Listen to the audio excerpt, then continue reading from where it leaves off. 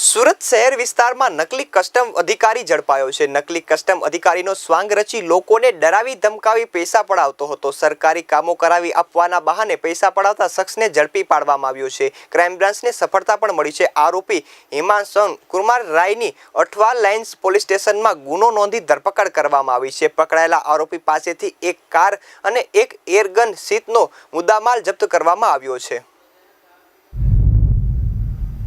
સુરત શહેર ક્રાઇમ બ્રાન્ચને એવી બાતમી મળી હતી કે કસ્ટમ ઓફિસર તરીકે ઓળખ આપી અને કોઈ માણસ કસ્ટમની ગાડી લઈને ચીટિંગ કરે છે એવી બાતમીના આધારે આ ગાડીની વોચ ગોઠવી ગાડી પકડતા એના અંદરથી જે માણસ નીકળે એની પૂછપરછ કરતા એનું નામ હિમાંશુ રમેશભાઈ રાય, જે મૂળ બિહારનો રહેવાસી છે, અહીંયા ઓલપાડ તાલુકાના શાડલા ગામે રહે છે એવી માહિતીના આધારે એને અહીંયા પકડતા ક્રાઇમ બ્રાન્ચની ઓફિસ લાવીને પૂછપરછ કરતા એને અલગ અલગ સરકારી નોકરીઓ આપવાના બહાને ટોટલ ₹12,75,000 ચીટિંગ કરી લોકો પાસેથી પૈસા પડાવી લીધેલા છે।